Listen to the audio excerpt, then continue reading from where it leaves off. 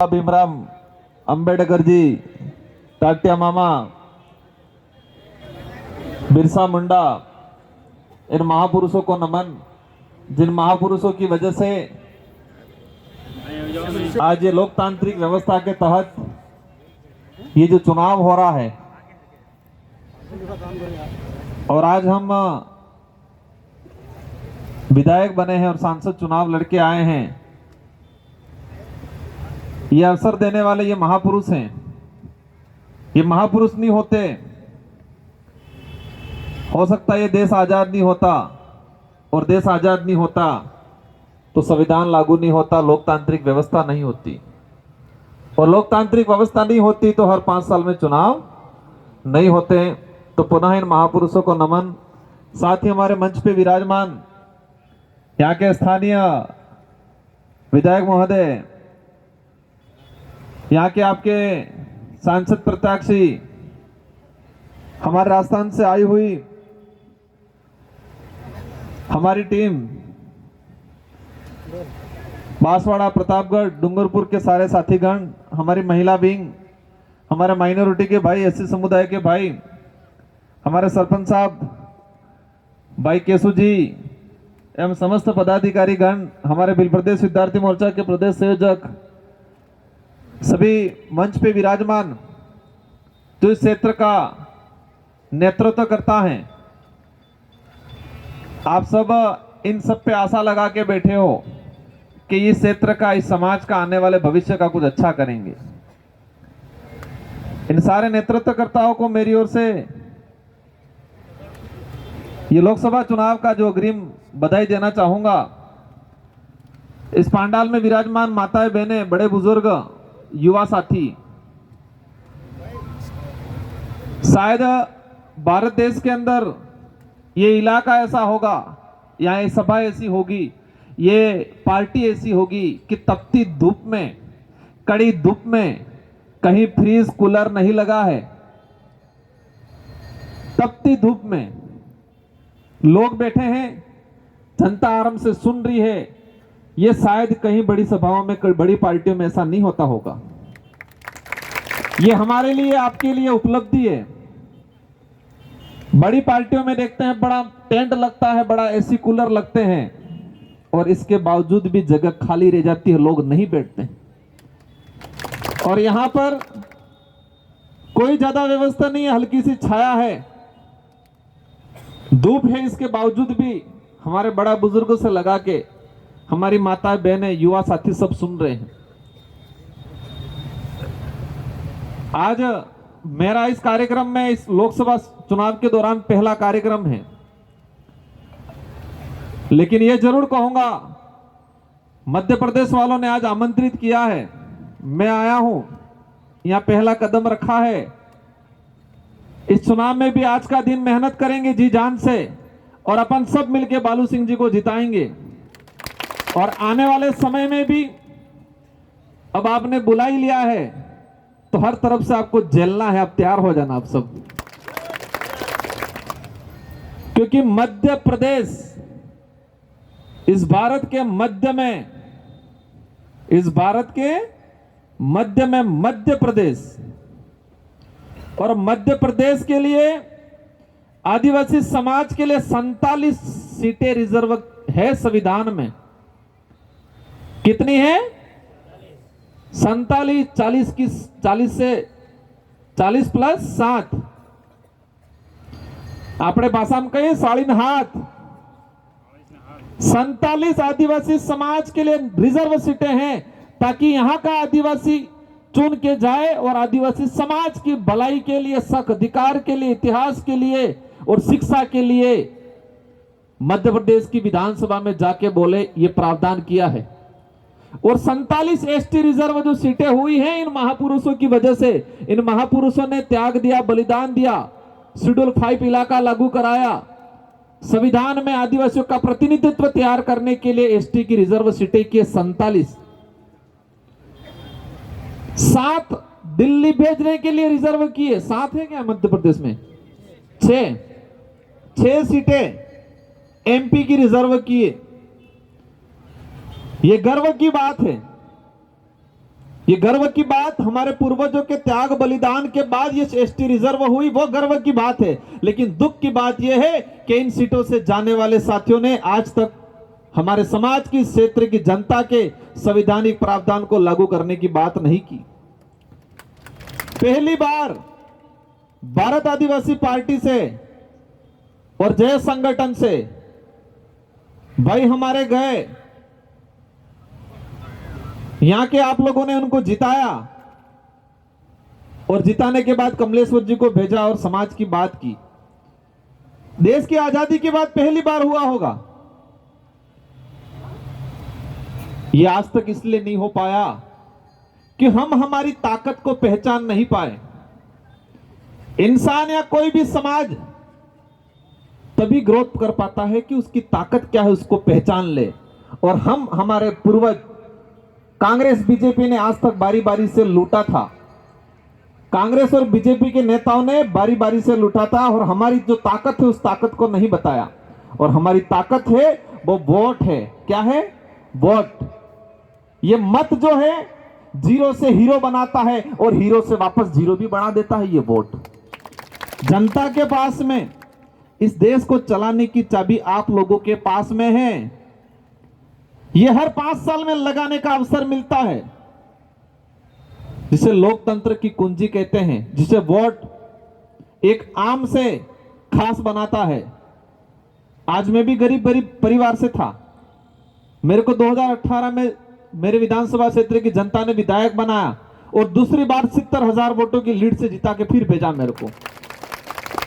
और आज बांसवाड़ा डूंगरपुर के कार्यकर्ताओं की जनता ने मुझे सांसद चुनाव लड़ाया और मैं 100% यकीन के साथ कह सकता हूं, क्योंकि मेरे कार्यकर्ताओं ने दिल से मेहनत की और हम दिल्ली जाएंगे, अवश्य जाएंगे। तो मैं कोई ताकतवर नहीं हूं, मैं कोई ताकतवर नहीं हूं, मैं कोई बड़ा इंसान नहीं हूं। जनता ताकतवर है और एक बार बनने के बाद जनता की भावना के अनुरूप मैंने काम किया, इसलिए मुझे दोबारा बनाया जनता ने। और नहीं करता तो मेरे को घर पे बिठा देती। बिठाती कि नहीं बिठाती? तो ताकत किसके पास है? आप लोगों के पास है। कांतिलाल जी के पास नहीं है ताकत। उधर वो खड़े हुए, क्या नाम है भाजपा से, अनीता मैडम के पास नहीं है ताकत। वो आपसे मत की भीख मांगेंगे, लेकिन वो झूठ बोल के मांग रहे हैं। और ये परिवार जो चल रहा है कांग्रेस और बीजेपी में यार, रतलाम सीट पे उस परिवारवाद को खत्म करना है, क्योंकि ये लोकतंत्र है, राजतंत्र नहीं है। राजतंत्र में आजादी से पहले राजा का बेटा ही राजा बनता था, रानी के पेट से राजा पैदा होता था, वो राजतंत्र था। और ये लोकतंत्र है और लोकतंत्र में जनता तय करती है कि हमारा क्षेत्र का राजा, हमारे क्षेत्र का नेता कौन होता है। तो इस बार कांग्रेस और बीजेपी के नेताओं को एहसास करा देना है कि लोकतंत्र है, राजतंत्र नहीं है। तुम्हारे घर में ही बार बार बारी बारी से टिकट देते रहो। पत्नी को एमपी की दे दी, पति एमएलए मंत्री, पिता सरपंच सुनने में आया है, इधर फिर बेटा एमएलए, खुद एमपी। यही चल रहा है क्या? भला किया हो तो समझ में आए। आज तक शेड्यूल 5 के हमारे बच्चों में, गांवों में शिक्षा नहीं मिल रही है, गरीबी है। हमारा जो आदमी अनाज पका रहा है उसको उचित मूल्य पे इन शहरों में वाजिब दाम मिलना चाहिए। बात करी किसी ने? जल जंगल जमीन की लड़ाई लड़ी। आज ये प्रोजेक्ट निकल रहा है। बातें इतनी है कि शाम हो जाए, लेकिन आगे 3-4 और कार्यक्रम है। लेकिन मैं आप सबको यही बताना चाहूंगा कि इन लोगों ने बारी बारी से ठगने का काम किया है। और आज ये जो विचारधारा काम कर रही है, ये विचारधारा सिर्फ एमएलए एमपी बनने के लिए नहीं, हमारे क्षेत्र की जनता को आत्मनिर्भर, खुद के पैरों पे खड़ा करने के लिए तैयार करने का काम कर रही है ये विचारधारा। आपको लड़ना है हक अधिकार के लिए और उस लड़ाई में सबसे आगे हम रहेंगे। और हम दिल्ली के सदन में, राजस्थान के सदन में, मध्य प्रदेश के सदन में हम लड़ाई लड़ेंगे। आज ये बड़ा प्रोजेक्ट निकल रहा है, सुनने में आया मुझे। 8 लाइन कोई निकल रहा है, कोई बड़ी फैक्ट्री आ रही है शायद। इस 8 लाइन के आसपास सुनने में आया है कि एक 500 से 1 किलोमीटर के लमसम किसी भी जमीन को अलॉटमेंट नहीं करेंगे।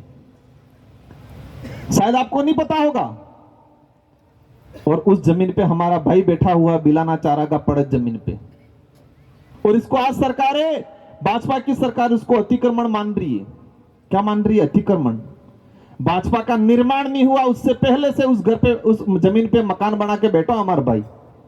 भाजपा पार्टी नहीं बननी थी, आना पहले थे कि जगह मत रे रही जो हमारे भाई खेती बाड़ी करे, और आज भाजपा सरकार अभी नहीं कह रही है कि ये अतिक्रमण है, इसको हटाओ।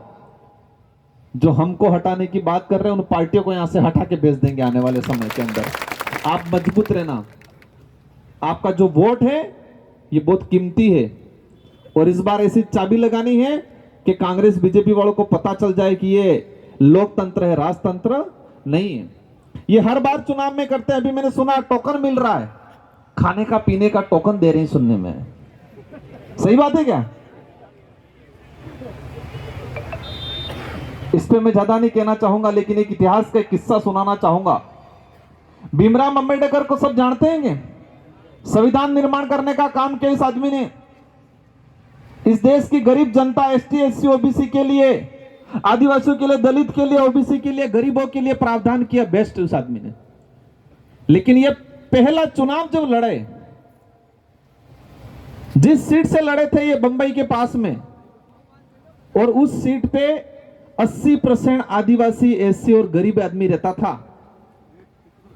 जिस आदमी ने इस देश को बढ़िया संविधान दिया, जिस आदमी ने लोकतांत्रिक व्यवस्था दी, जिस आदमी ने गरीब आदिवासी एससी को वोट का अधिकार दिया, और उसी आदमी को पहला चुनाव हारना पड़ा। पहला चुनाव हारना पड़ा। जिस सीट पे 80-85% आदिवासी एससी गरीब रहता था, और जिस आदमी ने जिस समाज के लिए, जिस लोगों के लिए भला किया, और उन लोगों ने उसको पहला चुनाव हराया। क्यों हराया वो? क्योंकि जिस लोगों को अधिकार दिया था उस आदमी ने, उन लोगों को यह नहीं पता था कि ये अधिकार है, ये हमारा हथियार है, ये नहीं पता था। उनको लगा ये वोट तो फ्री में देने का, पुडली में देने का, खाने में देने का है, और उस समय उनको हार झेलनी पड़ी। सेकंड चुनाव फिर पश्चिम बंगाल की तरफ जाके चुनाव लड़े और जीते। इसलिए कांग्रेस बीजेपी ने शुरुआत से चुनाव के 2 दिन पहले दारू पैसा बांटने का काम किया है। अगर देते भी है ले लेना, वो कड़िया काम करी नहीं आनी, ये अपना पैसा है।